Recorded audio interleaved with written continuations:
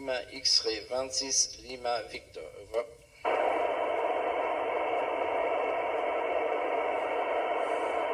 Lima X-ray 26 Lima Victor. Here is Oscar Romeo for India Sierra Sierra. How do you copy? Sierra Sierra. Oscar Romeo 4 India Sierra Sierra de Lima X-ray 26 Lima Victor. De Lima X-ray 26 Lima Victor. Over.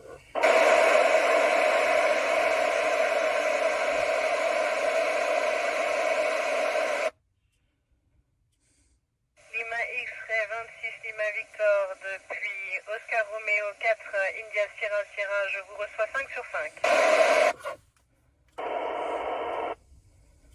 J'appelle Oscar Romeo 4 India Sierra Sierra. Oscar Romeo 4 India Sierra Sierra. Magnifique, Lima bonjour au X-ray Luxembourg. 26 Lima Victor. Lima X-ray 26 Lima Victor. Over. Lima X-ray 26 Lima Victor. Magnifique, je vous reçois 5 sur 5. Bonjour au Luxembourg. Je vous écoute pour les questions. Oscar Romeo 4 India Sierra Sierra Lima X-ray Eh 26 bien, pour Lima Victor. tous les gens On qui reçoit voudraient devenir 600, spationautes et 500, pas que les 100%. jeunes filles, eh ben, j'allais dire foncez, Et vous c'est un êtes métier magnifique, on apprend plein de choses et c'est très chouette comme métier, donc allez-y, variez les activités pour se préparer à savoir faire plein de choses. Over. Bonjour au Luxembourg, je vous écoute pour les questions.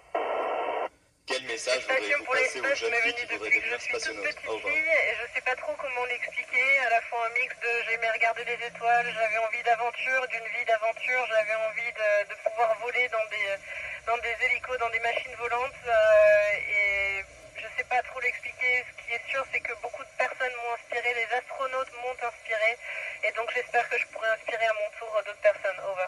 Comment vous est venue cette passion pour l'espace? Over.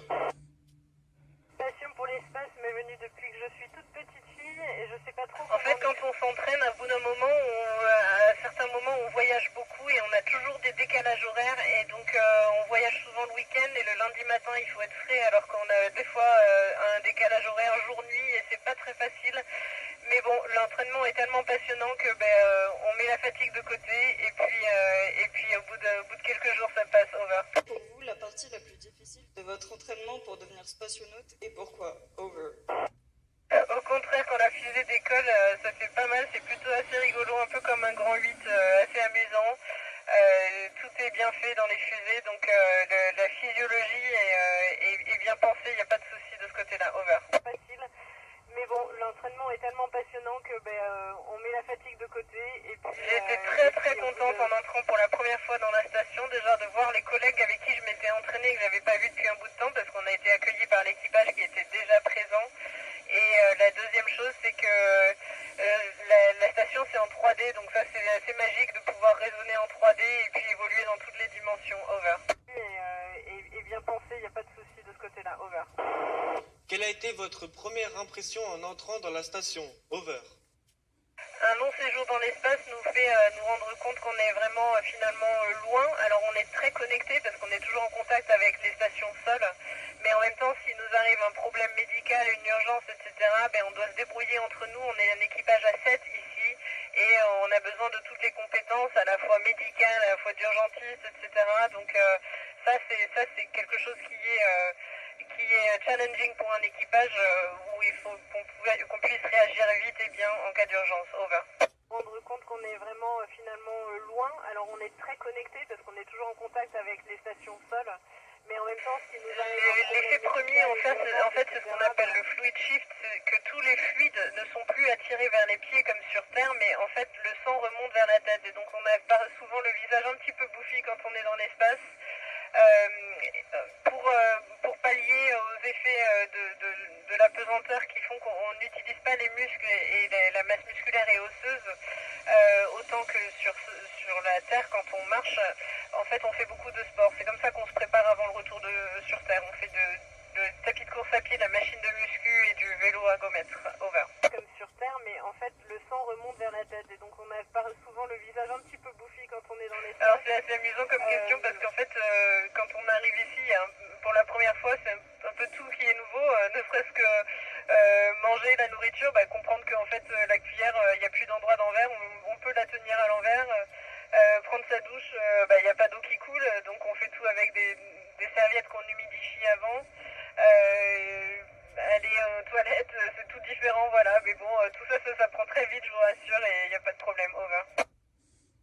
Comme question, parce qu'en fait, quand on arrive ici, pour la première fois, c'est... Alors, la journée typique, elle commence par un briefing le matin à 7h30 du matin et elle se termine par un débriefing à 7h30 du soir.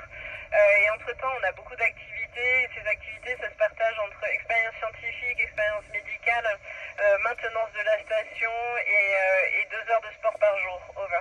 Différent, voilà. Mais bon, tout ça, ça prend très vite, je vous rassure, et il n'y a pas de problème. Over. Comment se passe une journée En fait, c'est pas nous qui pilotons la station. La station, elle est contre les latitudes de la station, c'est-à-dire l'orientation dans l'espace. Elle est contrôlée par des gyroscopes. Un peu regardez sur mes réseaux sociaux, j'ai fait une vidéo sur les gyroscopes pour voir le principe physique qui servent. Les météorites, en fait, s'il y en a qui sont pas loin, en fait, on a les boosters de la station qui sont en fait sur les vaisseaux Progress russes et qui rehaussent l'altitude de la station ou changent l'altitude de la station. Over. Elle est contrôlée par des gyroscopes. Un peu regardez sur mes réseaux sociaux, j'ai fait une vidéo sur les gyroscopes, vous pourrez voir le principe. Pour moi, c'est clairement la gestion de l'atmosphère interne, puisqu'en fait, dans l'espace, il n'y a pas d'atmosphère, et nous, il faut recréer à l'intérieur de la station une mini-atmosphère, et pour ça, on est obligé de le faire avec des ressources limitées. Et donc, on recycle 98% d'eau. Imagine si on arrivait à faire ça sur Terre, ce serait chouette. Et on recycle également le CO2 pour transformer en oxygène. Donc, ça, pareil, c'est des technologies qui ont un bon potentiel plus tard pour résoudre quelques problèmes sur Terre. Over.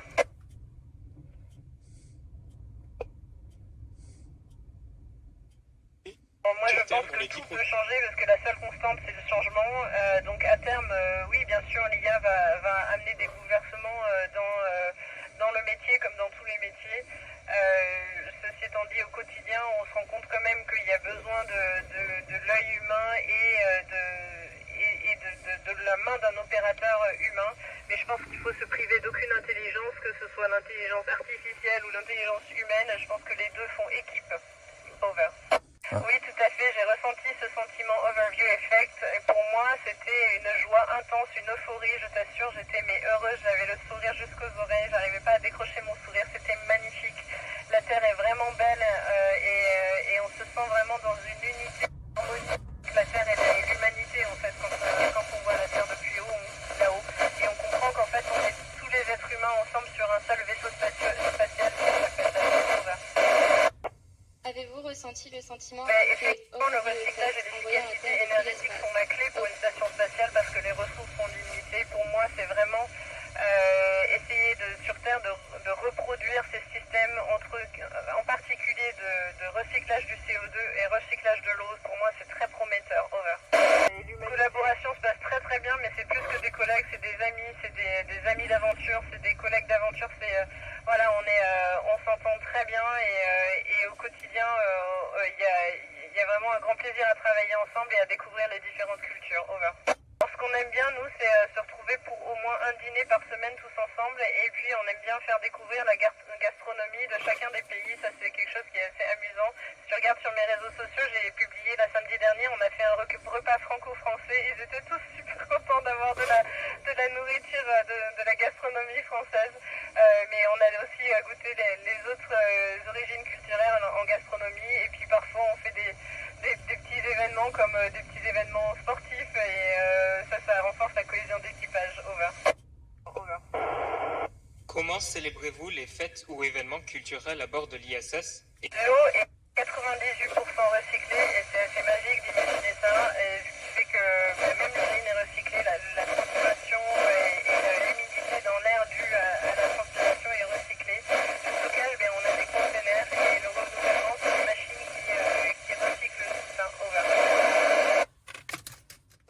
De la nourriture, de la gastronomie française, mais on a aussi goûté les autres en gastronomie et puis parfois on fait...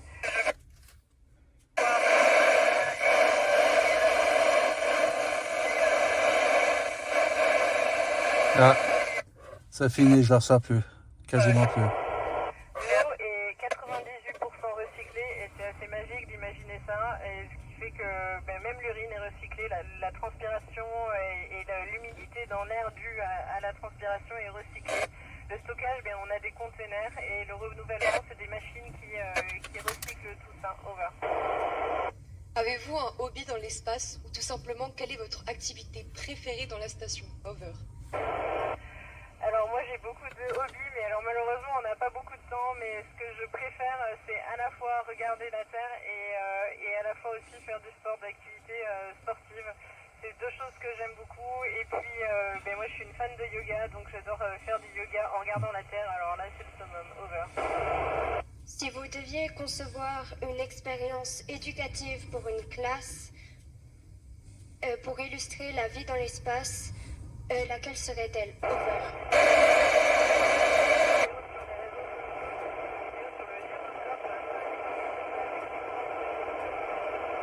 Ouais, bah, ça finit.